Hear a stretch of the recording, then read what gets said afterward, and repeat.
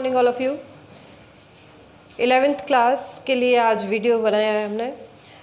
हम जो पढ़ रहे हैं आज 11th का है और चैप्टर फर्स्ट स्टार्ट करेंगे केमिस्ट्री का। आप जैसे 10th में पढ़ते थे साइंस, 10th में सिर्फ एक ही सब्जेक्ट होता था जिसको हम साइंस के नाम से जानते थे। उसमें बायो के चैप्टर भी होते हैं, फिज़िक्स के चैप्टर भी होते हैं और केमिस्ट्री के चैप्टर भी होते हैं। लेकिन जब आप 11th में साइंस स्ट्रीम में सब्जेक्ट लेते हैं, साइंस स्ट्रीम में जाते हैं, तो उसमें आपको सब्जेक्ट डिवाइड हो जाते हैं। साइंस स्ट्रीम में 3 पार्ट में डिवाइड होते हैं सब्जेक्ट, केमिस्ट्री, फिज़िक्स और बायो। तो यहाँ हम केमिस्ट्री के बारे में देखेंगे। केमिस्ट्री में क्या होता है, जो आप शॉर्ट लेवल पे पढ़ के आए हैं 10th क्लास में, उसी को अब हम डीपली पढ़ेंगे और बहुत ज़्यादा डिस्क्राइब करके देखेंगे कि केमिस्ट्री में क्या होता है, कौन कौन सी ब्रांचेस होती है, क्या काम आता है, हमारे फ्यूचर के लिए क्या है। ये सारी हम जो देखते हैं वो केमिस्ट्री के अंदर आता है। तो आपने साइंस जब चूज़ किया है सब्जेक्ट, तो इसमें आपको केमिस्ट्री सब्जेक्ट जो मिला है, इसमें चैप्टर फर्स्ट हमने लिया है बेसिक कॉन्सेप्ट ऑफ केमिस्ट्री, यानी कि केमिस्ट्री के हम बेसिक कॉन्सेप्ट देख रहे हैं कि स्टार्टिंग में हम क्या क्या केमिस्ट्री से रिलेटेड टर्म्स हैं, इसकी डेफिनेशंस हैं, कौन कौन से फील्ड में इसको यूज़ किया जाता है, कहाँ इम्पोर्टेंस है इसकी, ये सारी चीज़ें हम इस चैप्टर में पढ़ेंगे। तो आज हम स्टार्ट करते हैं चैप्टर फर्स्ट का topic, importance of chemistry. Importance कहाँ होती है केमिस्ट्री की? आप डेली लाइफ में कहीं भी देख लो, हर जगह केमिस्ट्री का यूज़ होता है। कहीं ना कहीं किसी न किसी वे में आपको केमिस्ट्री यूज़ करनी ही पड़ती है।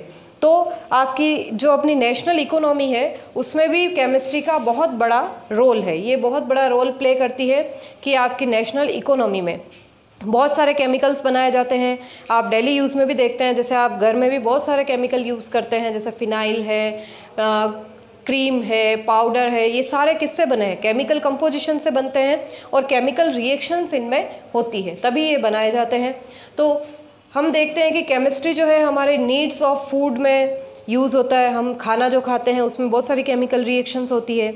ये जो रिएक्शंस है हमारी डेली लाइफ की इम्पोर्टेंट रिएक्शंस है। अभी हम देख रहे हैं स्टेट ऑफ मैटर। आपने कुछ छोटी क्लासेस में थोड़ा बहुत देखा होगा कि स्टेट ऑफ मैटर क्या होती है। स्टेट ऑफ मैटर जो है, कोई भी ऐसा मैटर के बारे में अगर हम देखते हैं तो मैटर क्या होता है? कोई भी ऐसा सब्सटेंस या ऐसा पार्टिकल जिसका एक फिक्स वॉल्यूम और वो मास ऑक्यूपाई करता है, वॉल्यूम ऑक्यूपाई करता है, तो वो क्या कहलाता है? मैटर। यानी कि जैसे मेरे पास ये चौक है, तो ये चौक जो है, इसका कोई भी पार्टिकल मैं ले लेती हूँ तो ये अपना एक मास है, इसका खुद का एक क्या है? वॉल्यूम है। तो ये क्या कहलाता है? मैटर कहलाता है। तो छोटे छोटे पार्टिकल्स से जो मिलके बनता है वो मैटर है। जैसे आपकी बुक्स हैं, पेन है, वाटर है, ये सारे किसके एग्जाम्पल हैं? मैटर के। इसके अलावा अब हम देख रहे हैं स्टेट ऑफ मैटर। मैटर कौन कौन सी स्टेट में पाया जाता है? मैटर 3 स्टेट में अवेलेबल है आपको, solid, liquid and gas. Solid में जो पार्टिकल्स होते हैं उसमें क्या होता है? सॉलिड बहुत ज़्यादा पास होते हैं, क्लोजली अटैच्ड होते हैं पार्टिकल, और बहुत ज़्यादा टाइटली जुड़े होते हैं, तो उसको हम अलग नहीं कर सकते। तोड़ने के लिए हमको बहुत ज़्यादा फोर्स अप्लाई करना पड़ता है। यहाँ जैसे आप एग्जांपल देखते हो सॉलिड का, स्टोन है, बुक्स है, ये सब किसके एग्जांपल हैं? सॉलिड के। टेबल है, फर्नीचर आपके सारे, ये सारे किसके एग्जांपल होते हैं? सॉलिड के। जैसे मेरे पास ये चौक है, तो इसके पार्टिकल कैसे हैं? सारे बहुत ज़्यादा क्लोजली जुड़े हुए हैं। यहाँ आप इसको न तो अलग कर सकते हो ईजीली, ऐसे बिखेर नहीं सकते, तो इसके लिए आपको क्या करना पड़ता है? फोर्स अप्लाई करना पड़ता है, तब जाके ये क्या होंगे? डिफरेंट होंगे। तो ये क्या है? सॉलिड। सेकंड आता है लिक्विड। लिक्विड जो स्टेट होती है मैटर की, उसमें कंपेयर टू सॉलिड कैसे होते हैं पार्टिकल्स? थोड़े लूजली होते हैं। जैसे आप वाटर देखते हो, ऑयल देखते हो, मिल्क देखते हो, ये किसके एग्जाम्पल है? लिक्विड के। तो लिक्विड जो होता है उसमें क्या होता है कि पार्टिकल होते तो पास है, लेकिन इतने ज़्यादा क्लोज नहीं होते जितने सॉलिड के अंदर होते हैं। सॉलिड के कंपेयर में यहाँ पर पार्टिकल्स कैसे होते हैं? बहुत ज़्यादा थोड़े दूर होते हैं। इसलिए ये कौन सी स्टेट में होते हैं? लिक्विड स्टेट में। और ये आसानी से मूव कर सकते हैं, एक अपने आसपास घूम सकते हैं। जैसे आप वाटर को एक कंटेनर से दूसरे कंटेनर में आप डालते हो तो वो इजीली चला जाता है, और उसका जो पार्टिकल्स हैं वो थोड़े पास नहीं होते।